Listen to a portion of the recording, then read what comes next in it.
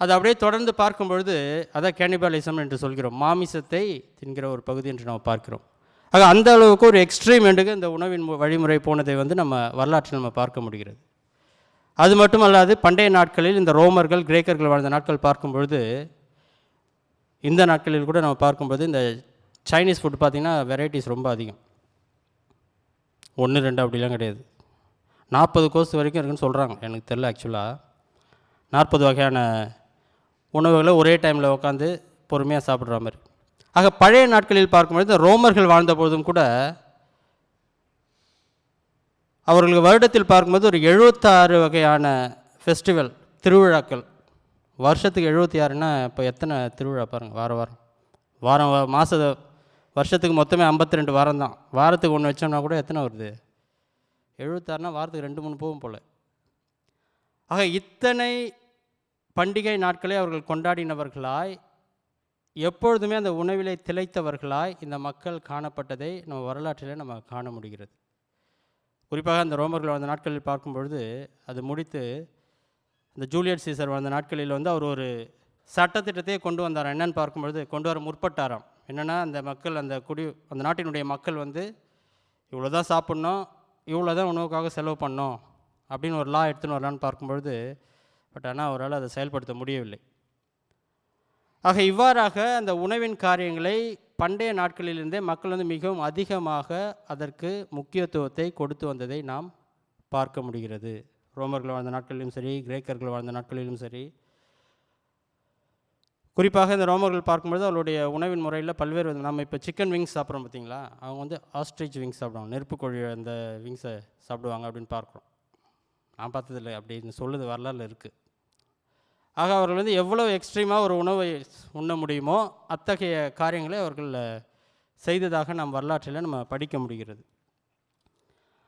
ஆக அதே நம்ம வேதத்தில் பார்க்கும்பொழுது, அதுதான் இஸ்ரவேல் மக்களுடைய வாழ்க்கையில் நம்ம பார்ப்போமே என்றால், தேவன் அவர்களை அந்த எகிப்தின் அடிமைத்தனத்திலிருந்து பல்வேறு விதமான துன்பங்களிலிருந்து அவர்களை மோசையின் மூலமாக விடுவித்த போதிலும் கூட, அவர்கள் அந்த பாலைவனத்தில் வந்து அந்த மன்னாவை உட்கொள்ளும் பொழுது அவர்கள் மோசைக்கு எதிராக முறுமுறுத்தார்கள் என்று நம்ம வேதத்தில் நம்ம வாசிக்கிறோம். பல இடங்களில் வந்து இந்த உணவின் காரியங்களுக்காக இந்த மக்கள் சோர்ந்து போனதையும் மோசைக்கு விரோதமாக செய்த காரியங்களையும் கூட நம்ம வேதத்தில் வாசிக்க முடிகிறது. யாத்ராகமத்தில் 16ஆம் அதிகாரத்தில் நம்ம பார்க்கிறோம். ஒரு வசனத்தை எனக்கு வாசிங்க. சங்கீதம் 141:3 வாசிங்க எனக்காக. சங்கீதம் 141:3 வசனத்தை எனக்காக வாசிங்க. கர்த்தாவே, என் வாய்க்கு காவல் வையும், என் உதடுகளின் வாசலை காத்துக்கொள்ளும். பல வேளைகளில் இது நமக்கு தேவையான ஒரு இன்றைய காலகட்டத்தில் அது தேவையான ஒரு வசனமாக காணப்படுகிறது. ஒரு நாட்களில் பார்க்கும்பொழுது நம்ம இந்தியாவிலேருந்து வந்திருக்கோம், லஞ்சு டின்னர் கேட்டோன்னு என்ன பண்ணுவோம்? ஒரு சாம்பார் சாதம், ஒரு அப்பளம், இல்லை ஒரு நாள் சிறப்பு நாட்கள்னால் ஒரு பிரியாணி, ஏதோ ஒன்று. இந்த நாட்களில் வந்து லஞ்ச் என்ன அப்படின்னு கேட்டால் சாம்பார் சாதம், அப்புறம் ஓகே ஒரு பொரியல், அப்புறம் சிக்கன் மேலே, அதுக்கு மேலே சொல்லலாம் கோவப்படுவாங்க எல்லாம், அவ்வளோதானே ஒரே ஒரு டிஷ் தானே அப்படின்னு. ஆக நம்முடைய வாழ்கின்ற கலாச்சாரம் பார்க்கும்பொழுது இந்த உணவின் காரியங்கள் மிகவும் அதிக நாட்டம் கொண்டவர்களாக நாமும் பல வேளைகளில் அப்படி தான் காணப்படுகிறோம். ஆனால் இங்கே வேதம் என்ன சொல்லுதுன்னு பார்க்கும்பொழுது அதுக்கு ஆப்போசிட்டாக ஒன்றை பற்றி பேசுது. ஒன்று வந்து உணவில் எக்ஸ்ட்ரீமாக இருக்கும், ஆனால் இங்கே என்ன பார்க்குதுன்னா உபவாசத்தை குறித்து, அதாவது எக்ஸ்ட்ரீமாக சாப்பிட்றதுக்கு பதிலாக சாப்பிடாம இருப்பதை குறித்து இங்கே ஆண்டவராக இயேசு கிறிஸ்து தன்னுடைய மலை பிரசங்கத்தில் கூறுவதை வந்து நம்ம பார்க்கிறோம். ஆக இந்த மலை பிரசங்கத்தில் பார்க்கும்பொழுது அந்த 16ஆம் வசனத்தை நாம் வாசித்தோம். நீங்கள் உபவாசிக்கும் போது மாயக்காரரை போல முகவாடலாய் இராதேயுங்கள். நீங்கள் உபவாசிக்கிறதை மனுஷர் காணும் பொருட்டாக தங்கள் முகங்களை அவர்கள் வாட பண்ணுகிறார்கள், அவர்கள் தங்கள் பலனை அடைந்து தீர்ந்தார்கள் என்று உங்களுக்கு சொல்லுகிறேன் என்று இயேசு சொல்வதை நம்ம பார்க்கிறோம். ஆக இந்த உபவாசம் என்று பார்க்கும்பொழுது வேதத்தில் பல உபவாசங்களை நம்ம பார்க்கிறோம். மோசே உபவாசத்தை நம்ம பார்க்கிறோம், நெகேமியா இதெல்லாம் நான் டீட்டெயிலாக சொல்ல விரும்பவில்லை. ஏன்னா நம்ம மாதம் அந்த உபவாச ஜெபக்கூடத்தில் போதகர் பல வேளைகளில் இத்தகைய இந்த கேரக்டர் எல்லாமே நம்ம பார்த்துருக்கோம். மோசே, நெகேமியா, எஸ்தர் பார்க்குறோம், தானியேல் பார்க்குறோம். ஆக இவர்கள் எல்லோருமே தங்களுடைய நெருக்கங்கான காலங்களில், நெருக்கத்தின் இக்கட்டுகளில் அவர்கள் தேவனை நோக்கி உபவாசித்ததை நாம் வேதத்திலே வாசிக்கிறோம். நம்ம 1 சாமுவேல் 7:6 எனக்காக வாசிங்க. ஒரே ஒரு வசனம் நம்ம வாசிப்போம்.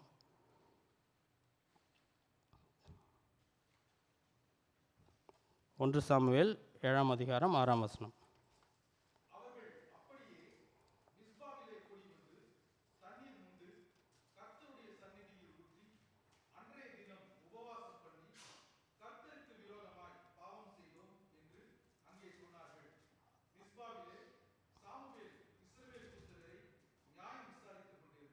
அங்கே பார்க்கும்பொழுது அவர்கள் மிஸ்பாவிலே கூடி உபவாசம் இருந்து நாங்கள் பாவம் செய்தோம் என்று தேவனுக்கு முன்பாக அவர்கள் முறையிட்டார்கள் என்று நாம் பார்க்கிறோம்.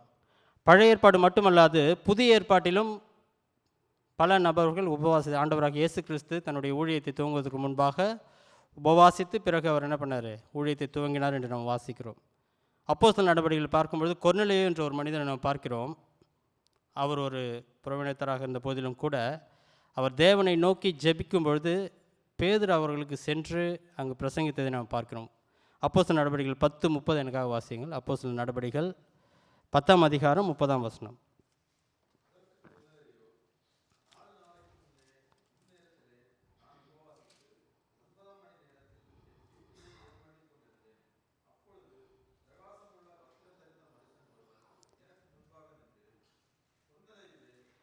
ஜெபங்கள் கேட்கப்பட்டது,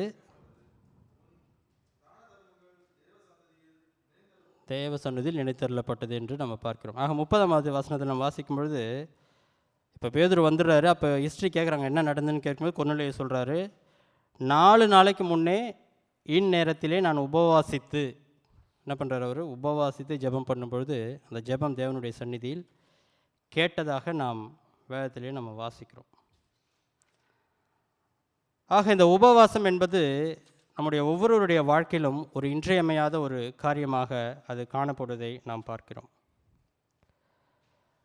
வேதத்தில் பல்வேறு நபர்கள் உபவாசித்தார்கள், நாமும் கூட பல வேளையில் நம்ம உபவாசிக்கிறோம். ஆனால் நம்ம உபவாசம் எந்த நோக்கத்தோடு கூட நம்ம உபவாசத்தில் காணப்படுகிறோம். ஆக இந்த பரிசேய மக்களை பார்க்கும்பொழுது அந்த நாட்களில் ஆண்டவராக இயேசு வாழ்ந்த நாட்களில் ஒவ்வொரு வாரமும் 2 நாள் சந்தை கூடும். திங்கக்கிழமை அன்னைக்கு, திங்கக்கிழமை வியாழக்கிழமை 2ஆம் நாள் மற்றும் 5ஆம் நாள். அந்த சந்தை கூடும்பொழுது பார்த்திங்கன்னா அன்றைக்கி தான் பார்த்திங்கன்னா நம்ம ஊர்லலாம் கூட இப்போ சந்தை போட்டாங்கன்னா அன்றைக்கி தான் க்ரௌட் போகும்ல, எல்லாமே போய்ட்டு நம்ம வாங்குவோம். அன்றைக்கி தான் மெயினாக இன்றைக்கி நம்ம எப்படி ஷாப்பிங் போகிறோமோ அன்றைக்கி அவங்களுக்கு ஷாப்பிங்காக தான் சந்தை கூடுற நாள் செவ்வாய்க்கிழமையும் அன்றைக்கி திங்கக்கிழமையும் வியாழக்கிழமையும் 2ஆம் நாள் மற்றும் 5ஆம் நாள். ஆக இந்த மக்கள் என்ன பண்ணுறாங்கன்னா அந்த 2ஆம் நாள் மற்றும் 2 நாள் சூஸ் பண்ணுறாங்க. கரெக்டாக என்றைக்கு உபவாசம் இருக்குது, இவங்க மற்ற நாள் இருக்கலாம், கரெக்டாக அந்த 2 நாள் சூஸ் பண்ணி உபவாசத்திற்காக அவங்க சூஸ் பண்ணி அன்றைக்கி என்ன பண்ணுறாங்க, அவங்க தலையெல்லாம் வரமாட்டாங்க, அப்படியே தலையெல்லாம் ஒரு மாதிரி பரட்டையாக வச்சுட்டு முக வாடலாய் முகத்துக்கு நான் அதை பார்க்கும்போது என்ன பண்ணுவாங்களோ அவங்க ஒரு மாதிரி ஒயிட் கலர் ஒரு பவுடர் போடுவாங்க. அப்போ தான் இன்னும் சோகமாக அப்படி போட்டு வீட்டில் உட்காரதில்ல, ஸ்ட்ரைட்டாக சந்தைக்கு போய்ட்டு அப்படியே பொறுமையாக அப்படியே சோகம் உழுற மாதிரி நடந்து போகிறது. இப்போ பார்த்தோன்னே என்ன சொல்லுவோம், எவ்வளோ பெரிய விசுவாசிச்ச கீழே விழுந்துடுவார் போல், பாவமாக இருக்குப்பா. அப்படிப்பட்ட ஒரு உபவாசம் நாம் செய்வோம் என்றால் நம்ம என்ன பார்க்குறோன்னா அதற்கான பலனை நாம் அடைந்து தீர்ந்தோம் என்று நாம் வேதத்தில் நம்ம வாசிக்கிறோம். அதுதான் அந்த 16ஆம் வசனத்தில் நாம் பார்க்கும்பொழுது அவர்கள் தங்கள் பலனை அடைந்து தீர்ந்ததென்று மெய்யாகவே உங்களுக்கு சொல்லுகிறேன் என்று நம்ம பார்க்கிறோம். ஆக பல வேளைகளில் நம்முடைய உபவாசம் யாருக்கான உபவாசமாக காணப்படுகிறது? அந்த பரிசேய மக்கள் தங்களை நல்லவர்களாக அல்லது தேவனுக்குரியவர்களாக காண்பிக்கின்ற விதமாக அவர்களுடைய உபவாசம் காணப்பட்டது. அது நித்திய நோக்கத்தோடு காணப்படுகிற உபவாசமா அல்லது மனிதர் முன்பாக தங்களை மெச்சிக்கொள்வதற்காக காணப்படுகிற ஒரு உபவாசமா என்று நாம் பார்க்கும்பொழுது அதுதான் தேவன் அங்கே சொல்கிறாரு, அவர்களை பார்த்து என்ன சொல்கிறாரு, மாயக்காரர் என்று சொல்வதை நம்ம பார்க்கிறோம். அதே 6ஆம் அதிகாரத்தில் நம்ம பார்க்கும்பொழுது 1ஆம் வசனம் 2ஆம் வசனம் மற்றும் 5ஆம் வசனத்தை நாம் வாசிப்போம் என்றால் தேவன் சொல்கிறாரு, அங்கே தர்மம் செய்யும்பொழுது அப்படி தான், மற்றவர்கள் பார்க்கும்படியாக நாம் தர்மம் செய்தோமே என்றால் என்ன பண்ணுறோம், நீங்கள் அதற்கான பலனை அடைந்து தீர்ந்தீர்கள், பிதாவினிடத்தில் உங்களுக்கு பலன் இல்லை என்று நம்ம பார்க்கிறோம். அதே தான் 5ஆம் வசனத்தில் நம்ம வாசிக்கிறோம், அன்றையும் ஜெபம் பண்ணும்போது மாயக்காரரை போல் இருக்க வேண்டாம், மனுஷர் காணும்படியாக அவர்கள் ஜெப ஆலயங்களிலும் வீதிகளிலும் சந்திகளிலும் நின்று ஜெபம் பண்ண விரும்புகிறார்கள், அவர்கள் தங்கள் பலனை அடைந்து தீர்ந்தார்கள் என்று உங்களுக்கு சொல்லுகிறேன் என்று அங்கே சொல்வதை நம்ம பார்க்கிறோம். ஆக இன்றைய நாட்களில் பல்வேறு விதமான ஃபாஸ்டிங் வந்துச்சு. இப்போ உபவாசம் என்று பார்க்கும்பொழுது ஒரு சபைக்கு வந்து ஒரு 3 போதகர்கள் வந்து போகிறாங்க, ஒரு ஒரு கன்வென்ஷனுக்காக போகிறாங்க. அதில் ஒருத்தர் வந்து ப்ரீச்சிங் போதகம் செய்ய போகிறாரு, இன்னொருத்தர் வந்து ஜெபத்தில் வழிநடத்த போகிறாரு, இன்னொருத்தர் வந்து குறிப்பாக உபவாசம் இருந்து அவர்களுக்கு சுகத்திற்காக ஜெபிக்க போகிறாங்க. அப்படி 3 பேரும் போனதுக்கப்புறம் ஒரு மார்னிங் முடிஞ்சதுக்கப்புறம் லஞ்சுக்கு போகிறாங்க 3 பேரும். லஞ்சுக்கு போனதுக்கப்புறம் 2 பாஸ்டர் ஓகே அவங்க ஆர்டர் பண்ணுறாங்க ஃபுட்டு. இன்னொரு பாஸ்டர் பார்த்தா ஒரு ஃபுல்லாக ஒரு பெரிய பவுலில் நல்ல பெரிய சூப்பு அப்புறம் ட்ரிங்க்ஸ் எல்லாம் வாங்கி வச்சிட்டாரு. மற்ற 2 பாஸ்டருக்கு பெரிய டவுட்டு, உபவாசம் பண்ணிட்டு சுகவீனத்துக்காக ஜெபிக்கிறதுக்கு தானே வந்திருக்கேன். Well I am on liquid fasting. நான் வந்து என்னது லிக்விட் ஃபாஸ்டிங்கில் இருக்குன்னா வெறும் தண்ணி மட்டும், இல்லை சூப்பு தண்ணி தானே. ஆக உபவாசம் என்று பார்க்கும்பொழுது பல்வேறு தரப்பட்ட உபவாசம் இப்போ வந்துச்சு. ஃபாஸ்டிங் பார்க்கும்போது இப்போ நம்ம உபவாசம் எப்படி நினைக்கிறோன்னா, வேதத்தின் பிரகாரமாக உண்ணாமல் இருப்பது, சாப்பாடை ஒதுக்கி தேவனுக்காக நேரத்தை கொடுத்து ஜெபத்தில் தரிப்பது தான் உண்மையான உபவாசம். வேதத்தில் நம்ம எந்த இடத்துல பார்த்தாலும் உபவாசம் என்பது ஜெபத்தோடு கூட தொடர்ந்து வருவதை தான் நாம் பார்க்கிறோம். ஜெபம் இல்லாத ஒரு உபவாசம் வந்து என்னது, உபவாசம் கிடையாது. ஜெபம் மட்டும் தனித்து இருக்கலாம், ஆனால் உபவாசம் வரும்பொழுது உபவாசம் எதோடு தான் இருக்க வேண்டும், ஜெபத்தோடு கூட தான் சேர்ந்து இருக்க வேண்டும். அதுதான் உண்மையான உபவாசம் என்று நாம் பார்க்கிறோம். ஆனால் இன்றைய நாளில் நம்ம பார்க்கும்பொழுது பல வேளைகளில் நம்முடைய உபவாசம் எப்படி காணப்படுதுன்னா, நான் டெய்லி ஒரு வேளை சாப்பிட மாட்டேன். ஏன் சாப்பிட மாட்டேன்னா, எனக்கு வந்து பாடி வெயிட்டு குறைக்கணும். பட் நான் என்ன பண்ணுவேன், அதை எடுத்துன்னு போய் ஃபாஸ்டிங்கில் ஆட் பண்ணுறேன். டெய்லி சாப்பிட்றதே தெரியல, ஒரே ஃபாஸ்டிங். ஏன் ஃபாஸ்டிங்? ப்ரேயரே இல்லை. என்னுடைய சுயத்துக்காக செய்யும்பொழுது அது நித்திய நோக்கத்திற்காக எதுவாக காணப்படுதா என்று பார்க்கும்பொழுது அது அப்படி காணப்படவில்லை என்பதை நாம் புரிந்து கொள்ள வேண்டும். மற்ற உபவாசம் இப்போ ஃபோன் ஃபாஸ்டிங்லாம் வந்துச்சு, கேள்விப்பட்டிருப்பீங்களா? ஃபோனை யூஸ் பண்ணாமல் ஒரு நாள் இருந்துட்டிங்கன்னா ஃபோன் ஃபாஸ்டிங். அதுவே விதவிதமான நிறைய ஃபாஸ்டிங் வந்து கொண்டே இருக்குது இந்த மாடர்ன் டெக்னாலஜியில் பார்க்கும்பொழுது. ஆக உபவாசம், இந்த ஃபாஸ்டிங் எதை நோக்கி நம்ம போய் கொண்டு இருக்கிறோம் என்று பார்க்கும்பொழுது நமக்கே தெரியல எந்த இடத்துல தான் இருக்குது நம்ம உபவாசம், நாம் உண்மையிலேயே என்ன செய்கிறோம் என்று நமக்கு புரியாத ஒரு சூழலை நம்ம பார்க்கிறோம். ஆகவே தேவன் ஆண்டவராக இயேசு கிறிஸ்து இங்கே பார்க்கும்பொழுது 16, 17, 18 வசனத்தில் வாசிக்கும் பொழுது 18ஆம் வசனத்தில் பார்க்கிறோம், அப்பொழுது அந்தரங்கத்தில் பார்க்கிற உன் பிதா உனக்கு வெளியரங்கமாய் பதிலளிப்பார். நமக்கு பல வேளையில் என்னென்னா ஒரு பெரிய பயம், நம்ம ஃபாஸ்டிங் இவ்வளோ கஷ்டப்பட்டு இருக்கும் யாருக்குமே தெரிலனா, அதனால் எப்படியாவது நம்மளோட அந்த ஏதோ சைடில் ஒரு பாயிண்ட்டை வச்சுருவோம். நம்ம அப்படியே இருப்போம், கேட்பாங்க என்ன பிரதர் டயர்டு, காலையில் சாப்பிடல ஃபாஸ்டிங் பிரதர். அதை நம்ம சொல்லலைன்னா அப்படியே மண்டை அப்படியே ஒரு மாதிரி, ஐயோ என்ன இது நம்ம ஃபாஸ்டிங் தெரியாமல் போய்டும் போலையே. ஒரு போதகர் எப்படி சொல்கிறாருன்னா, அவர் வந்து ஃபாஸ்டிங் இருக்கார், ஒரு வீட்டுக்கு போகிறாரு. வீட்டுக்கு போனோடனே அவர் ஃபாஸ்டிங் இருக்கிறத இப்போ சொல்லலை. அந்த வீட்டில் இருக்கவங்க எத்தனை வந்து தராங்க, ஒரு கேக் தராங்கன்னு வச்சுங்களேன். அவர் வாங்கி சாப்பிட்டார். ஏன் சொல்லுங்கள், அதை வாங்கி சாப்பிடாம இல்லை நான் ஃபாஸ்டிங்கில் இருக்கேன்னா அதனோட பலனை அவர் என்ன பண்ணிட்டார், பூமியிலே அடைஞ்சிட்டார். அவர் அதை ஒரு ஜோக்காக சொல்கிறார், அதுக்கு நான் கேக்கை சாப்பிட்டு என்ஜாய் பண்ணிட்டு என்னுடைய பலனை நான் வந்து பரலோகத்தில் அடைந்துட்டு போகிறேன், என்னுடைய ஃபாஸ்டிங் பற்றி சொல்லாமல் இருந்தேன் அப்படின்னு. ஆக இந்த உபவாசம் என்று பார்க்கும்பொழுது இதில் பல காரியங்களை நம்ம பேச முடியும்.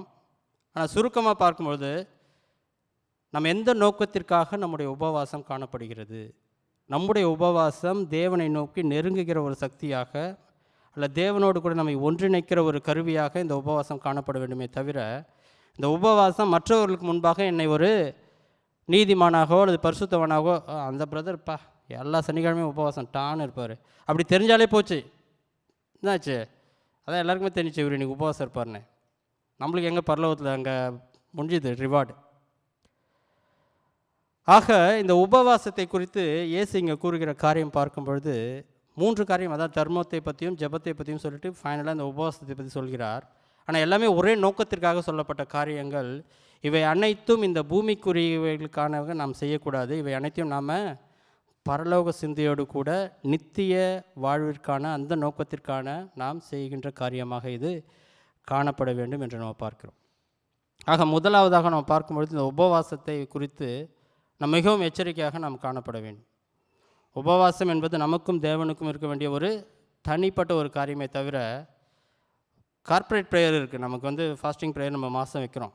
அப்போ ஓகே, அது எல்லாருக்கும் தவிர்க்க முடியாது, எல்லோரும் வரும். ஆனால் நம்முடைய தனிப்பட்ட உபவாசத்தை நான் மற்றவர்களோடு சொல்லி நான் இன்றைக்கி உபவாசம் இருக்கேன், இன்றைக்கி சாப்பிடவே மாட்டேன், குரூப்பில் போய்ட்டு இப்படி நம்ம சொல்வது என்பது வேதத்தின் பிரகாரமாக அதை வந்து தவிர்ப்பது நலமாய் காணப்படும் என்று நம்ம பார்க்கிறோம்.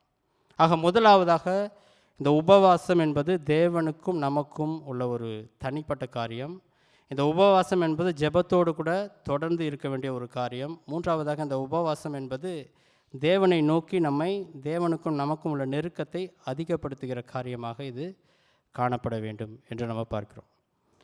நம்ம இரண்டாவதாக நாம் போவோம். இரண்டாவது காரியத்தை நம்ம பார்க்கும் பொழுது 19 21 வசனம், 19ஆம் வசனத்தை எனக்காக வாசியுங்கள்.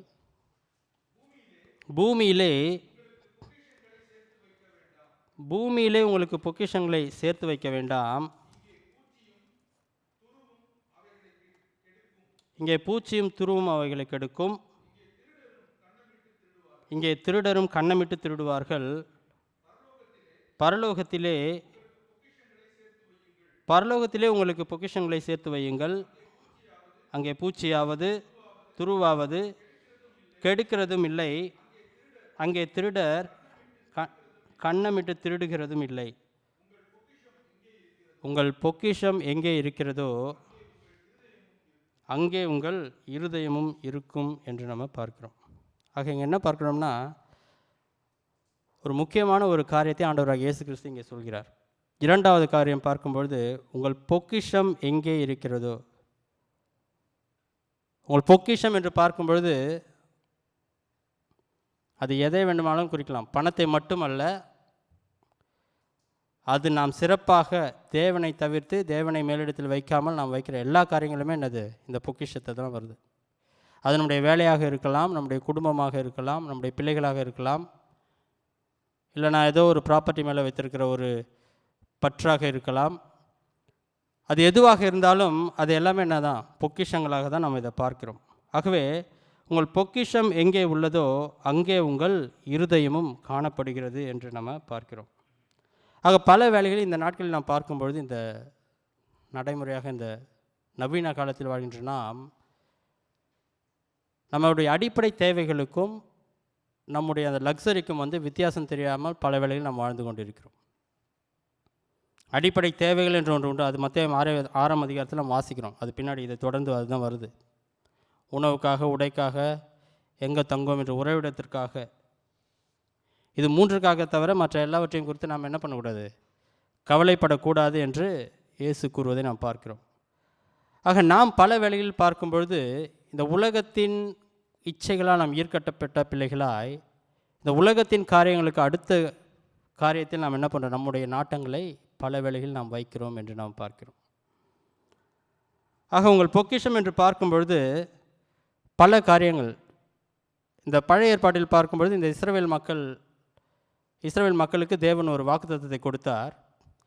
அதுதான் என்ன பண்ணிட்டாங்க, இந்த புதிய ஏற்பாடு நாட்களில் வரும்பொழுது யாரெல்லாம் பணக்காராக இருக்காங்களோ அவங்களாம் என்ன நினைக்கிறாங்கன்னா, தேவன் தான் இந்த ஐஸ்வர்யத்தை எனக்கு கொடுத்திருக்கிறார், ஆகவே தேவன் என்னோடு கூட இருக்கிறார், இந்த ஆசீர்வாதம் என்னால் எதனால் வந்தது, தேவனால் வந்தது என்று நம்ம பார்க்கிறோம். அதனால தான் பல வேளையில் பார்க்கும்பொழுது நமக்குள்ளே கூட இருக்கலாம் அந்த ஒரு விதமான அந்த ஒரு உணர்வு, எனக்கு வந்து அதிகமாக செல்வம் வருது, இல்லை ஒரு வகையான காரியங்கள் எனக்கு சேர்ந்து கொண்டே இருக்கிறதுனா நம்ம பல வேளையில் நினைக்கக்கூடும், தேவன் வந்து என்னை அதிகமாக ஆசீர்வதித்து கொண்டே இருக்கிறார். அதுக்கு ஒரு ரீசன் இருக்குது. ஏன் அப்படி எல்லாம் நினைக்கிறான்னு பார்க்கும்பொழுது பழைய ஏற்பாட்டில் நம்ம ஒரு வசனத்தை வாசிப்போம். உபாகமம், எடுத்தவர் எனக்காக வாசியுங்கள். உபாகமம் 28ஆம் அதிகாரம், உபாகமம் 28 3ஆம் வசனத்திலிருந்து நம்ம வாசிப்போம். நீ பட்டணத்திலும் ஆசீர்வதிக்கப்பட்டிருப்பாய், வெளியிலும் ஆசீர்வதிக்கப்பட்டிருப்பாய், உன் கற்பத்தின் கனியும் உன் நிலத்தின் கனியும் உன் மாடுகளின் பெருக்கமும் மந்தைகளுமாகிய ஆசீர்வதிக்கப்பட்டிருக்கும். போதும் பிரதர். இங்கே பார்க்கும்பொழுது 28ஆம் அதிகாரத்தில் முதல் 15 வசனங்கள் நீங்கள் பார்த்தோமே என்றால் அது எல்லாமே பார்க்கும்பொழுது உலக பிரகாரமான ஆசீர்வாதங்கள், அதாவது மெட்டீரியலிஸ்டிக் பிளெஸ்ஸிங்ஸ் சொல்லுவோம். நீங்கள் அதை வாசித்து பார்த்தீங்க என்றால், பட்டணத்திலும் ஆசீர்வதிக்கப்பட்டிருப்பாய், உன்னுடைய கர்ப்பத்தின் கனி ஆசீர்வதிக்கப்பட்டிருக்கும், உன்னுடைய கூடையும் பிசைகிற தொட்டியும், நீ வருகையிலும் போகையிலும் ஆசீர்வதிக்கப்பட்டிருப்பாய், உனக்கு விரோதமாக எழும்பவர்களும் வந்து போயிடுவாங்க. நீங்கள் தொடர்ந்து பார்ப்போம் என்றால், இவை எல்லாமே என்ன பண்ணுது? இந்த உலகத்திற்குரிய காரியங்கள். ஆகவே இத்தகைய காரியங்களை நான் பெற்றுக்கொள்ளும் பொழுது தேவன் என்னை உண்மையாகவே ஆசீர்வதித்திருக்கிறார் என்று நம்ம பார்க்கணும். அது உண்மைதான். இங்கே பார்க்கும் உபாகமத்தில் அப்படி தான் இருக்குது. முதல் 15 வசனம் நம்ம வாசிக்கும்பொழுது என்ன பண்ணுவோம்? ஓ, அப்போனா எனக்கு தொடர்ந்து சாப்பாடு கிடச்சினே இருக்குது, நான் என்ன பண்ணாலும் சாப்பாடு எனக்கு கிடச்சினே இருக்குது, அப்போ தேவன் என்னை ஆசீர்வதித்திருக்கிறார். நான் என்ன தான் வந்து பின்னாடி களவாணித்தனம் பண்ணாலும் எனக்கு வந்து செல்வம் சேர்ந்து கொண்டே இருக்குது, அப்போ தேவன் என்னை ஆசீர்வதிக்கிறார் என்று ஒரு மாயையான ஒரு காரியத்தை என்ன பண்ணுறோன்னா, அந்த நாட்களில் மக்கள் வந்து அவர்களுக்குள்ளாக நினைத்து கொண்டிருந்தார்கள். அது இந்த நாட்களுக்கும் பொருந்துகின்ற ஒரு காரியமாக தான் காணப்படுது. பல வேளையில் நம்ம என்ன நினைக்கிறோம் பார்க்கும்பொழுது, நம்முடைய உள்ளான உணர்வு என்னென்னா, ஓகே எனக்கு ஒரு நிரந்தரமான வேலை இருக்குது, ஊரில் எனக்கு ஓகே ஒரு நல்லது ஒரு இடம் இருக்குது, இல்லை இங்கே கூட ஒரு நல்ல வீடு இருக்குது, நல்ல ஒரு ஃபேமிலி இருக்குது, ஆகவே தேவன் என்னை ஆசீர்வதித்திருக்கார். ஏன்னா என்னது, நான் தேவனுக்கு பிரியமான ஒரு மகனாக மகளாக காணப்படுகிறேன், ஆகவே தான் எனக்கு இத்தகைய ஆசீர்வாதங்கள் எனக்கு தேவன் கொடுத்திருக்கிறார் என்று நாம் நினைப்பது இயல்பு பல வேளைகளில். அதுவும் இல்லாமல் நம்ம ஃபேமஸாக ஒரு வசனம் இருக்குது நமக்கு, நீதிமொழிகள் எடுத்தவங்க எனக்கு வாசிங்க. நீதிமொழிகள் 10:22 வாசிங்க எனக்கா. நீதிமொழிகள் 10:22.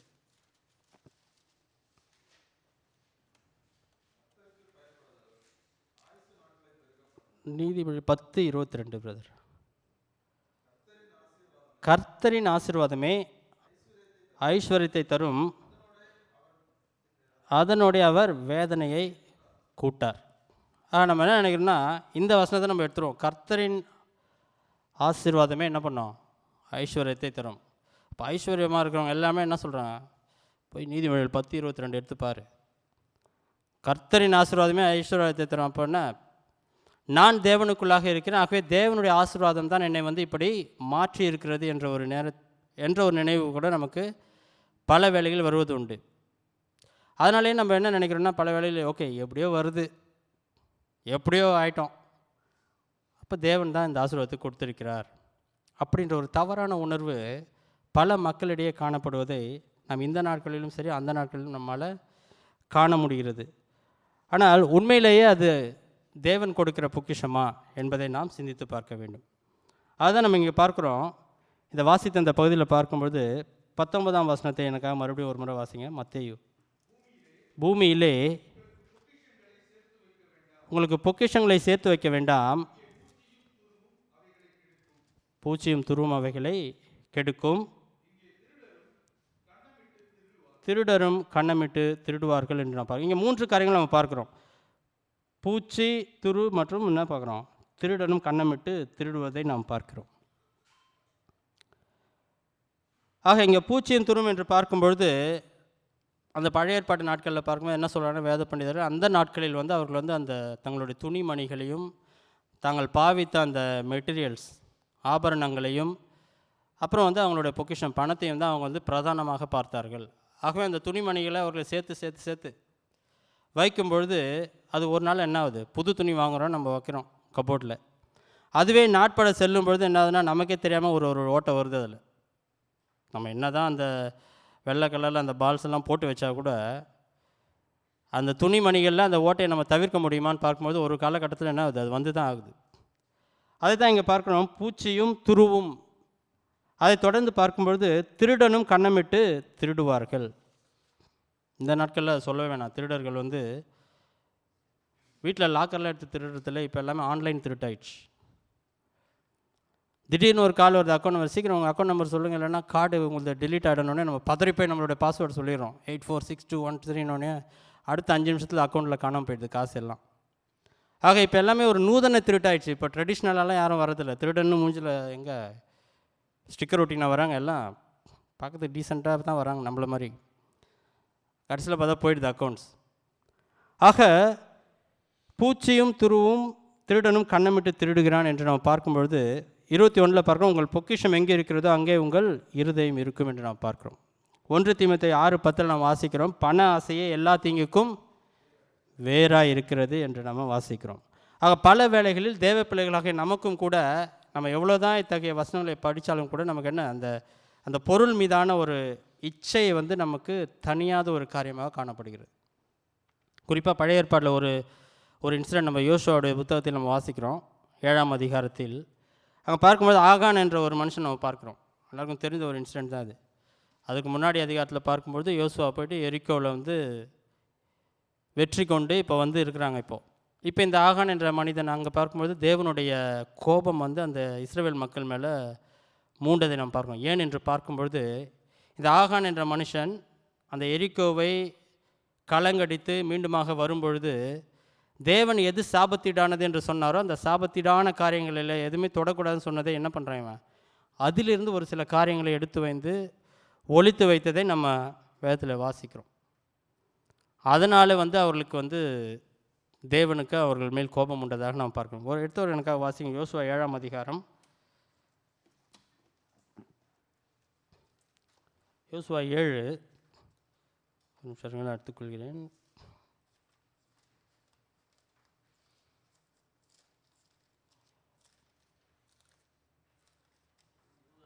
யோசுவா 7ஆம் அதிகாரத்தில் 20வது வசனம் வாசிங்க. 20, 21 வாசிங்க. அப்பொழுது ஆகான் பிரதியுத்தரமாக,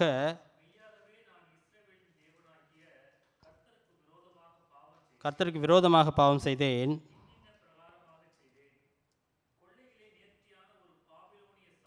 சால்வையையும் 200 வெள்ளி சேக்கலையும் ஒரு பொன் பாலத்தையும் நான் கண்டு அவைகளை இச்சித்து எடுத்துக்கொண்டேன் என்று நான் பாருங்கள். அதே இடத்துல இப்போது யோசுவா 6:19 வாசிங்க. தேவன் கொடுத்த கட்டளையை பார்ப்போம். 6:19. சகல வெள்ளியும் பொன்னும் வெண்கலத்தினாலும் இரும்பினாலும் செய்யப்பட்ட பாத்திரங்கள் கர்த்தருக்கு பரிசுத்தமானவைகள், அவைகள் எங்கே சேருமா, கர்த்தரின் பொக்கிஷத்திலே சேரும் என்று நம்ம பார்க்கணும். ஆனால் இவர் என்ன பண்ணிட்டாரு, அதில் ஒரு பகுதியை எடுத்து தனக்காக வைத்து கொண்டு அதை வந்து ஒரு வீட்டில் ஒழித்து வைத்ததை நம்ம பார்க்குறோம். தேவனுடைய கண்களுக்கு மறைவானவை எவையும் இல்லை. இது அழகாக ஒரு அங்கே நடந்த காரியத்தை நம்ம பார்க்கிறோம். அவர் எல்லாரும் கல்லெறிந்து கொண்டு அந்த பள்ளத்தாக்கே ஆக்கோர் பள்ளத்தாக்கு என்ற பெயர் வந்ததை நம்ம பார்க்கிறோம் அந்த அதிகாரத்தில். அதே தான் நம்ம புதிய ஏற்பாட்டிலையும் நம்ம பார்க்கும்பொழுது அப்போஸ்தலர் நடவடிக்கையில் எல்லாருக்கும் தெரிந்த ஒரு காரியம், அனனியா சப்பீராவுடைய கதை நம்ம எல்லாருக்கும் தெரிந்தது. அவர்களுக்கு என்ன நடந்ததுன்னு பார்க்கும்போது தேவனுக்கு விரோதமாக அவர்கள் அந்த காரியத்தை செய்யும்பொழுது தேவன் அவர்களை வஞ்சித்ததை நம்ம பார்க்கிறோம். யூதாஸ் காரியத்துக்கு நடந்த காரியங்கள் நமக்கு தெரியும். 30 வெள்ளிக்காசுக்காக இயேசுவை காட்டி கொடுத்த காரியத்தையும் நம்ம பார்க்கிறோம். ஆக இவ்வாறாக நம்முடைய பொக்கிஷம் எங்கே இருக்கிறதோ அங்கே தான் நம்முடைய இருதயம். இந்த வாசித்த இந்த பகுதி எல்லாமே பார்க்கும்பொழுது அது எதை காட்டுகிறது என்று பார்க்கும்போது நம்முடைய இருதயம் எதை சார்ந்தான் இருக்குது, ஏதோ ஒரு ஒன்றை சார்ந்து காணப்படுது. நம்ம இந்த நாட்களில் வாழும்போது இப்போ நல்லா ஃபிசிக்கலாக இங்கே இருந்தாலும் நம்முடைய சிந்தனைகள் ஏதோ ஒன்றை நோக்கியே இருக்குது. எதிர்காலம் எப்படி இருக்குமோ, இல்லை நம்ம வாங்க போகிற அந்த இடம் ஒன்று வாங்கணும்னு நினச்சின்னு இருக்கோம், வாங்கிடுவோமா, இல்லை நமக்கு வேலையில் இது மாதிரி ப்ரொமோஷன் வந்துடுமா, இல்லை நம்ம இப்படியே தான் வாழ்க்கையை ஓட்டுவோமா,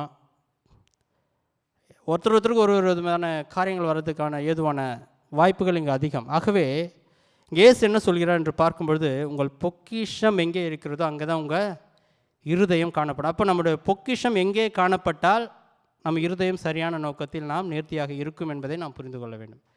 அதான் இங்கே சொல்கிறாரு, நீங்கள் இந்த உலகத்தில் சேர்க்காமல் என்ன பண்ணோம், பரலோகத்தில் உங்களுக்குரிய காரியங்களை நீங்கள் செய்ய வேண்டும் என்று இங்கே இயேசு வலியுறுத்துவதை நம்ம பார்க்கிறோம். ஒரு கப்பல் என்ன பண்ணாங்களா, ஒரு 2 கன்றுக்குட்டி வாங்கினாங்க. 2 கன்றுக்குட்டி வாங்கி, ஓகே இந்த கன்றுக்குட்டி மூலமாக வந்து இது கொடுக்குற அந்த பாலில் வந்து அப்படியே அது பால் கொடுத்து அது இன்னொரு கன்றுக்குட்டி போடும், அப்படியே வளர்ந்து அதில் தேவனுக்குரிய பங்கு நம்ம கரெக்டாக கொடுத்துடணும். ஒரு கன்றுக்குட்டி வந்து தேவனுக்கு, ஒன்று நமக்கு. ஸோ அப்படி தான் 2 கன்றுக்குட்டி வாங்குறாங்க. வாங்கி அப்படியே பராமரித்து கொண்டே வராங்க. வந்த உடனே பார்க்கும்பொழுது இப்போது அதோடய ஸ்டேஜ் வரும்போது பார்த்தா ஒரு கன்றுக்குட்டி இறந்துடுது. ஒரு கன்று இறந்த உடனே இல்லை, அதுக்கு முன்னாடி சின்ன வயசுலேயே அந்த கன்றுக்குட்டி இருக்கும்போது ஒய்ஃப் கேட்குறாங்க, ஓகே இதில் எது தேவனுக்கு எது நமக்கு, பொறுமையாக பார்க்கலாம், என்ன அவசரம் உனக்கு அப்படின்னு சொல்லிட்டு அவர் அப்படியே மெயின்டைன் பண்ணுறார். இப்போ கொஞ்ச நாள் ஆனது தான் அந்த கன்றுக்குட்டி இறந்துடுச்சு. இப்போ சோகமாக வர்றார். அவர் வீட்டுக்கு வரும்போது ஒய்ஃப் கேட்குறேன்னா ஒரே சோகம், என்னாச்சு அப்படின்னோடனே, கர்த்தருடைய கண்ணுக்குட்டி இறந்து போச்சு. Straight answer. ஸோ இப்போ என்ன பார்க்கணும்னு பார்க்கும்பொழுது, பல வேளைகளில் நம்முடைய சிந்தை தேவனை நோக்கி பார்க்கும்பொழுது எப்படி இருக்குன்னா, எது லீஸ்ட்டோ அவ்வளோதான். காலையில் கூட எல்டர் லெனி வந்து ஒரு பிரசங்கத்தில் ஒரு ஒரு கதை சொன்னார். கதையில் உண்மை சம்பவம். ஜான் வெஸ்லி மெத்தடிஸ்ட் சர்ச்சை நிறுவனர் வந்து எப்படி தன்னுடைய வாழ்க்கை வாழ்ந்தார். அவர் வந்து ஆரம்ப காலத்தில் வந்து வராதவங்களுக்காக ஆரம்ப காலத்தில் வெறும் $30 வச்சுங்களேன். $30 தான் சம்பளம் வாங்கியிருக்காரு. அதில் $28 அவருக்கு தேவை, மீதி $2 அவரால் சேமிக்க முடியும். அதை வந்து ஊழியத்துக்கு கொடுத்துட்டார். பதவி உயர்வு வருது, அப்போ $100 போகுது. இருந்தாலும் அவருக்கு தேவை $28 தானே. மீதி வந்து மீதி இருக்கிறது எல்லாத்தையும் ஊழியத்துக்கு கொடுத்துட்டாரு. அப்படியே ஒரு அதிகமாக போயினே இருக்கு. $1000 $2000 அவருடைய தேவைக்கு மட்டும் வச்சுக்கொண்டு மீதியெல்லாம் என்ன பண்ணுறாரு, ஊழியத்துக்கு கொடுத்துறாரு. அது ஜான் வெஸ்லி. இப்போ அப்படியே திருப்பி நம்பருக்கு ஃபோக்கஸ் பண்ண வச்சுங்களேன் அது லைட்டை. ஒரு எக்ஸாம்பிளுக்கு சொல்கிறேன். இதை நான் காலைல யோசித்தேன் அவர் சொல்லும்போது அந்த ஸ்டோரி. எனக்கு இப்போ $1000 நீங்கள் சம்பளம், $100 தரேன்னு வச்சுங்களேன். $5000 ஆன பிறகு என்ன பண்ணுவேன், 100 லைட்டாக ஏற்றுவேன், 110. ஐயோ, ஏன்னா நம்ம என்ன பண்ணுவோன்னா, ஜான் வெஸ்லி மாதிரி நம்ம வந்து என்ன பண்ணுறோம், அந்த 28க்குள்ளே சுருக்கிறது இல்லை. 1000 2000 ஆச்சுன்னா என்ன பண்ணுவோம், நம்ம உடனே அங்கே ஒரு இடத்த டக்குன்னு பிடி, ஒரு பிளாட்டை ஒன்று போடு. 3000 ஆச்சுன்னா டக்குன்னு ஓகே, இங்கே ஒன்று ஒரு வீடுனா வருதா, லோனு போட்டு வாங்க. ஆக நம்முடைய பொக்கிஷம் எங்கே இருக்கிறதோ அங்கே என்ன பண்ணுது, நம்முடைய இதயம் இருக்கிறது என்பதை நாம் புரிந்து கொள்ள வேண்டும். ஆகவே இயேசு இங்கே ஒரு காரியத்தை தெளிவாக வலியுறுத்துகிறார். ஏன்னா அவருக்கு எல்லாருக்கும் தெரியும், நம்முடைய பொக்கிஷம் நம்முடைய நினைவுகள் எல்லாவற்றையும் அறிந்த தேவனாக அவர் காணப்படும். ஆகவே நம்ம எல்லோரும் என்ன திக் பண்ணுறதுன்றது அவர் தெரிந்திருக்கிறார். ஆகவே நாம் பல வேளைகளில் நாம் என்ன பண்ணுறோன்னா, நம்முடைய சிந்தையை தேவனை நோக்கிய, குறிப்பாக இந்த நித்திய நோக்கத்தோடு நாம் வாழ்வதற்கு பதிலாக இந்த உலகத்திலேயே வாழ்ந்து இங்கே அல்லது கட்டி இங்கே முடிச்சுட்டு போகிற ஒரு நினைவோடு தான் நம்ம பல வேளைகளில் நாம் காணப்படுகிறோம். சாலமோன் தெரிந்த ஒரு நபர் பார்க்கும்பொழுது என்னது, வேதத்திலே மிகவும் சம்பூர்ணமாய் வாழ்ந்தவர். அவர் அனுபவியாத காரியமே வந்து எதுவுமே கிடையாது அவருக்கு. டோட்டலாக அவரே சொல்கிறார், பிரசங்கில் பார்க்குறோம்ல, மாயைன்னு சொல்லிட்டு சொல்லுவதை நம்ம பார்க்குறோம். ஆனால் அந்த சாலமோன் என்ன பண்ணுறாரு, எல்லாவற்றையும் ஆண்டு அனுபவித்த பிறகு எழுதுனது தான் அந்த பிரசங்கி. டோட்டலாக நமக்கு அந்த ஒரு பாதையில் நம்ம போகக்கூடாது. ஆனால் நம்ம என்ன பண்ணுறோம், நம்மளும் அதிலே போய்ட்டு நம்மளும் ஃபைனலாக தான் எழுதுவோம், லாஸ்ட் எண்டில் எழுதிக்கலாம் பொறுமையாக. பல வேளைகளில் அப்படி தான் நம்முடைய வாழ்க்கை காணப்படுவதை நம்ம பார்க்குறோம். ஆகவே சாலமோன் அவ்வளோ பெரிய ஒரு ஆளாக இருந்த போதிலும் கூட அவர் என்ன சொல்கிறாருன்னா, நான் இந்த உலகத்தில் சம்பாதித்த எல்லா காரியங்களும் என்னது, வேற எவனோ ஒருத்தன் ஆள போகிறான். அவருக்கு ரொம்ப வருத்தமே அதான் போல், நம்ம சம்பாதிச்சது வேற யாருக்கும் விட்டு போகிறோமே. ஆக நாமும் கூட பல வேளைகளில் நாம் எதற்காக இத்தகைய காரியங்களில் இப்படி உழன்று கொண்டு இருக்கிறோம் என்பதை வந்து நம்ம பல வேளைகளில் என்ன பண்ணுறோம், அது நினையாத ஒரு பிள்ளைகளாக. ஏன்னா அது ஏன் நம்மளால் நினைக்கணும்னா, பல்வேறு விதமான காரியங்கள் நம்ம நெருக்கும் பொழுது நம்ம எல்லாருமே அதுக்குள்ளாகவே உழல்கின்ற பிள்ளைகளாக நம்ம காணப்படுகிறோம். ஆக இயேசு சொல்கிற காரியம் பார்க்கும்பொழுது, உங்கள் பொக்கிஷம் எங்கே இருக்கிறதோ அங்கே உங்கள் இருதயம் இருக்கிறது என்பதை நாம் பார்க்கணும். காலையில் தேவ செய்தியில் கூட நம்ம கேட்டோம், இந்த உலகத்தில் இருக்கிற எல்லாமே என்ன பண்ணார், தேவன் நமக்கு கொடுத்த காரியங்கள். எடுத்து எனக்காக வாசிக்கிறோம், 1 கொரிந்தியர் 4:7. இந்த வசனத்தை நம்ம 3வது முறையாக வாசிக்கிறோம். காலையில் ஒரு செர்மனில் கேட்டோம், செஷன் மீட்டிங்லேயும் இந்த வசனம் வந்தது, மாலையிலையும் இப்போ வருது. 1 கொரிந்தியர் 4:7 வாசிங்க எனக்காக. அன்றியும் செய்கிறவர் யார்,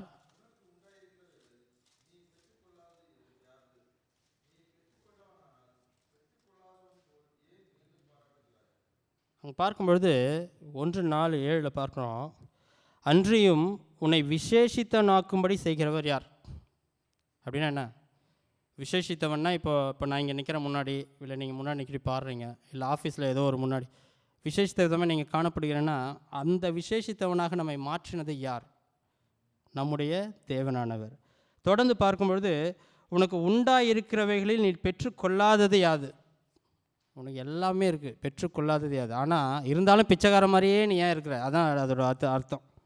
அடுத்ததில் என்ன பார்க்கணும்னா, உனக்கு உண்டாயிருக்கிறவைகளில் நீ பெற்றுக்கொள்ளாதது யாது, நீ பெற்றுக்கொண்டவனானால் பெற்றுக்கொள்ளாதவன் போல் ஏன் மேன்மை பாராட்டுகிறாய்.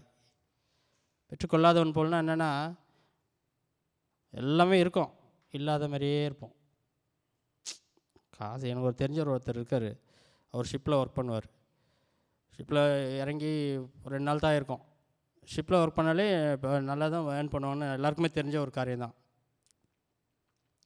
வந்தோடனே ஏதாவது ஒரு இப்போ முன்னாடி சொன்னோம் பார்த்தீங்களா, அதுமாரி ஏதோ ஒரு புக்கிங் போடுறது, இல்லை ஏதோ ஒன்று லேண்ட் இப்போ வாங்கி வச்சுருது. வந்தோடனே 15 டேஸ் கழிச்சு ரொம்ப கஷ்டம் பிரதர், ஐயோ முடியல, எப்படி தான் வாழ்கிறாங்களோ தெரில மக்களுங்க.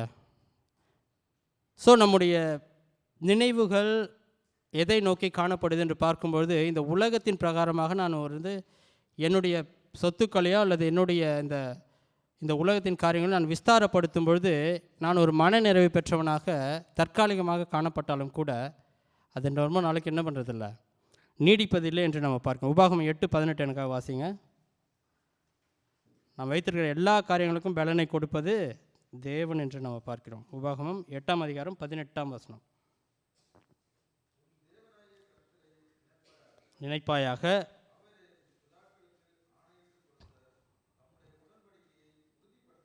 உறுதிப்படுத்தும்படி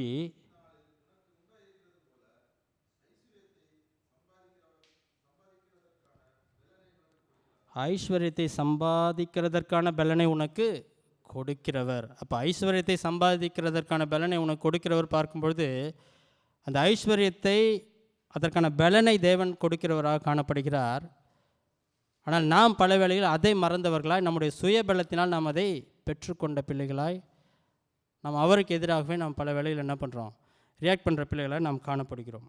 ஆகவே இங்கே பார்க்கும்பொழுது இந்த உலகத்தில் நீங்கள் பொக்கிஷங்களை சேர்த்து வைக்க வேண்டாம். ஏனென்றால் அங்கே பூச்சியோ துருவோ அல்லது திருடனோ கண்ணமிட்டு திருடுவதற்கான வாய்ப்புகள் ஏராளம். ஆகவே நீங்கள் இதை எல்லாத்தையும் எங்கே சேர்க்கணும், பரலோகத்தில் சேர்த்து வையுங்கள். அப்போ பரலோகத்தில் எப்படி சேர்ப்பது?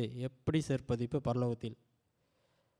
பரலோகத்தில் எவ்வாறு பொக்கிஷத்தை சேர்ப்பது அப்படின்னு நம்ம பார்க்கும்பொழுது, ஆண்டவராக இயேசு லூக்காவில் ஒரு நல்ல ஒரு உதாரணம். இது நம்ம 2 வாரத்துக்கு முன்னாடி கூட ஒரு பிரதர்ஸ்லாம் கேட்டிங்கல்ல. லூக்கா 16 1-12 நமக்கெல்லாம் தெரிந்த ஒரு பகுதி அது. அங்கு பார்க்கும்பொழுது ஒரு உக்ரானக்காரன் இருக்கான். அங்கே பார்க்கும்போது அவனுடைய எஜமான் அங்கே வருகிறார். இந்த உக்ரானக்காரன் எஜமானுடைய ஆஸ்திகளை செலவழித்து வீணடித்ததை நம்ம பார்க்கிறோம். அவருக்கு தெரிஞ்சு இப்போ வேலையை விட்டு தூக்க போகிறார். யாரை? இந்த உக்ரானக்காரன் தூக்க போகிறார்.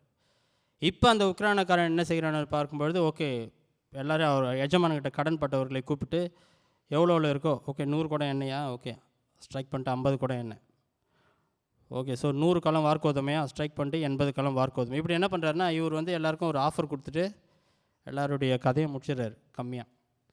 அங்கே என்ன பார்க்குறான்னு பார்க்கும்பொழுது, அங்கே ஏசு அந்த ஓமையில் சொல்லும்பொழுது அந்த உக்ரானக்காரன் என்ன சொல்கிறான்னா, வாசிங்க எனக்காக லூக்கா 16:10 வாசிங்க எனக்காக.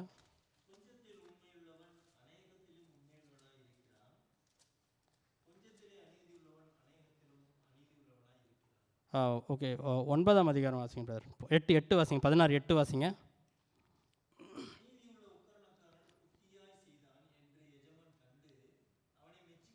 அநீதியுள்ள உக்ரானக்காரன் புத்தியாய் செய்தான் என்று எஜமான் கண்டு அவனை மெச்சிக்கொண்டான். இவ்விதமாய் ஒளியின் பிள்ளைகளை பார்க்கிலும் அதிக புத்திமான்களாக இருக்கிறார்கள். இங்கே என்ன பார்க்கும்பொழுது அந்த அநீதியுள்ள உக்ரானக்காரன் புத்தியுள்ளவனாய், இதில் ஒரு பெரிய கன்ஃபியூஷன் என்னன்னா, அங்கே அவனை நேர்மையானவனாக அல்லது ஒரு ஹானஸ்ட் பர்சன்னு சொல்ல. அநீதியுள்ள உக்ரானக்காரன் ஒரு நேர்மையாக செய்தான் அப்படி சொல்லலை. அநீதியுள்ள ஊழியக்காரன் என்ன பண்ணியிருக்கான், அவன் புத்திமானாய் செய்தான். அதே போல் அதில் சொல்ல வருகிற காரியம் என்ன என்று பார்க்கும்பொழுது, அத்தகைய ஒரு அநீதியுள்ள உக்ரானக்காரனே இந்த உலகத்தில் நான் இந்தந்த வேலையிலேருந்து என்னை தூக்கிட்டாங்கன்னா நான் ஃப்யூச்சரில் எதிர்காலத்தில் நான் எவ்வாறு வாழ்வேன், அதற்கு புத்திமானாய் செயல்படும் பொழுது நீங்கள் தேவனுடைய பிள்ளைகளாகிய நீங்கள் எந்த அளவுக்கு இன்னும் அவனை விட அதிக புத்திமானாய் செயல்பட வேண்டும். ஆக இந்த உலகத்தின் பொருளை கொண்டு இங்கே இந்த பூச்சி திருடன் கண்ணமிட்டு திருடுகிற அந்த பொக்கிஷங்களை நீங்கள் இங்கே சேர்க்காமல் அந்த உலக பொருளை கொண்டு தேவனுக்காக, தேவனுடைய ராஜ்யத்திற்காக நாம் பாடுபட வேண்டும் என்பதை அங்கே அவர் சொல்வதை நம்ம பார்க்கிறோம்.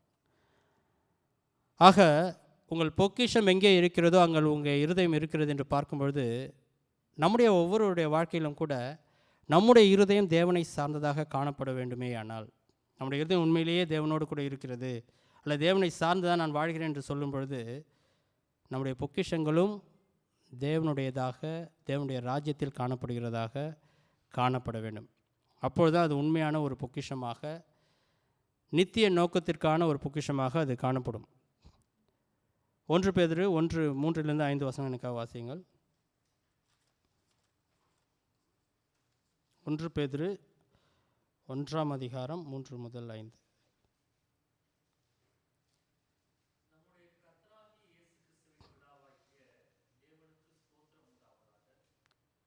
அவர் எழுந்ததினாலே அழியாததும் மாசற்றதும் வாடாததுமாகிய சுதந்திரத்திற்கு ஏதுவாக உண்டாகும்படி நம்மை மறுபடியும் ஜனிப்பித்தார். 5ஆம் வசனத்தோட கடைசி இது வாசிங்க. தேவனுடைய பலத்தினாலே காக்கப்பட்டிருக்கிற உங்களுக்கு அந்த சுதந்திரம் பரலோகத்தில் வைக்கப்பட்டிருக்கு. ஆகவே நம்முடைய சுதந்திரம் எங்கு வைக்கப்பட்டிருக்கு என்று பார்க்கும்பொழுது அது பரலோகத்தில் வைக்கப்பட்டிருக்கிறது. அந்த சுதந்திரம் என்ன ஆகாது? அழியாததும், 4ஆம் வசனத்தில் அதான் வாசிக்கிறோம், அழியாததும் மாசற்றதும் வாடாததுமாய் அது சோத்திரத்துக்கு ஏதுவாக காணப்படுகிறது என்று நம்ம பார்க்கிறோம். ஆகவே ஒரே ஒரு கேள்வி தான் நம்ம எல்லோருக்கும், நம்முடைய இருதயம் எங்கே இருக்கிறது? அப்போ நம்முடைய இருதயம் எங்கே இருக்குது? அதுக்கு முன்னாடி ஒரு கேள்வி, நம்முடைய பொக்கிஷங்கள் எங்கே இருக்கிறது என்று நம்ம பார்க்கிறோம். உலக பிரகாரம் பார்க்கும்போது உலகத்தில் நம்முடைய பொருட்களோ மற்ற காரியங்களோ தேவை என்று பார்க்கும், நிச்சயமாக தேவை. ஆனால் அது நிலையற்றதாக காணப்படுகிறது. ஆகவே நிலையான பொக்கிஷத்தை நாம் பரலோகத்தில் சேர்க்கக்கூடிய அந்த ஒரு பாக்கியத்தை நம்ம இப்போ பெற்றிருக்கிறோம். இந்த ஒரு வாழ்க்கையில் தான் நம்ம அதை செய்ய முடியும், இறந்த பிறகு செய்ய முடியாது. ஆகவே இப்பொழுது இருக்கும்பொழுது நாம் பரலோகத்தில் நம்முடைய பொக்கிஷங்களை சேர்ப்பதற்கான பணிகளை நாம் மேற்கொள்கிறோமா என்பதை நம்ம ஒவ்வொருவரும் நம்ம கேள்வி கேட்க வேண்டும். லூக்கா எழுதின சுவிசேஷம் 12ஆம் அதிகாரம் 2 வசனங்களை வாசித்து நம்ம முடிப்போம். லூக்கா 12:33-34 வாசிங்க எனக்காக.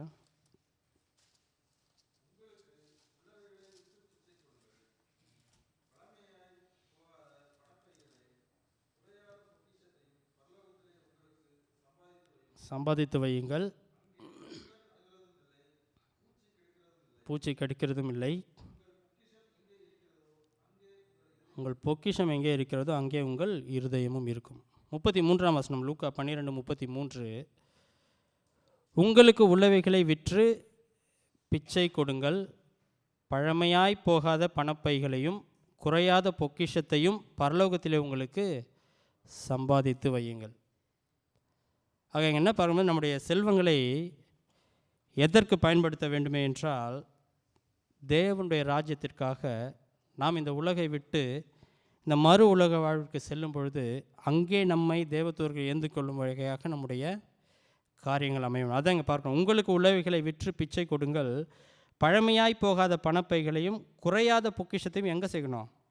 பரலோகத்திலே உங்களுக்கு சம்பாதித்து வையுங்கள், அங்கே திருடன் அணுகிறதும் இல்லை, பூச்சி கெடுக்கிறதும் இல்லை என்று நம்ம பார்க்கிறோம். மறுபடியும் பார்க்கணும், உங்கள் பொக்கிஷம் எங்கே இருக்கிறதோ அங்கே உங்கள் இருதயமும் காணப்படுகிறது. ஆகவே இன்றைய நாளிலும் கூட இந்த ஒரு முக்கியமான கருத்தை மட்டும் நம்ம மனதில் வைத்துக்கொள்வோம். நித்திய நோக்கத்தோடு கூட வாழ்வது என்று பார்க்கும்பொழுது உபவாசத்தை குறித்து நாம் பார்த்தோம். நம்முடைய உபவாசம் தேவனை நெருங்குகிற ஒரு உபகரணமாக, அது ஜெபத்தோடு கலந்ததாக, அது தேவனோடு கூட நம்மை ஒப்புரவாக்குவதாக, நம்முடைய ஆவிக்குரிய வாழ்க்கையில் அது நம்ம இன்னும் அதிக பலப்படுத்துவதற்கான ஒரு கருவியாக காணப்பட வேண்டுமே தவிர, இந்த உலகத்தின் பிரகாரமாக மக்கள் என்னை பார்த்து இவர் உபவாசிக்கிறார், இவர் அப்படி இருக்கார், இப்படி இருக்கார், அப்படின்ற காரியத்திற்காக நாம் உபவாசிக்கக்கூடாது என்பதை நாம் பார்க்கணும். இரண்டாவது பார்க்கும்பொழுது நம்முடைய பொக்கிஷங்கள் எங்கே இருக்கிறது? நம்முடைய பொக்கிஷங்கள் இந்த பூமியிலே இருக்கிறதா, அல்லது மறு வாழ்வில் அந்த நித்தியத்தோடு கூட வாழ்கின்ற அந்த வாழ்க்கைக்கான பொக்கிஷத்தை நாம் சேர்த்து வைக்கிறோம்? அப்படி சேர்த்து வைக்க நாம் இந்த உலகத்தில் வாழும்போது நம்ம என்ன பிரயாசப்படுகிறோம்? இதை நாம் ஒவ்வொருவரும் சிந்திப்போம். தேவன் தாமே நம்மோடு கூட இருந்து இதற்கான பதிலை நமக்கு தருவாராக. தேவன் தாமே பாதுகாத்து ஆசீர்வதித்து வழிநடத்துவாராக. ஆமீன்.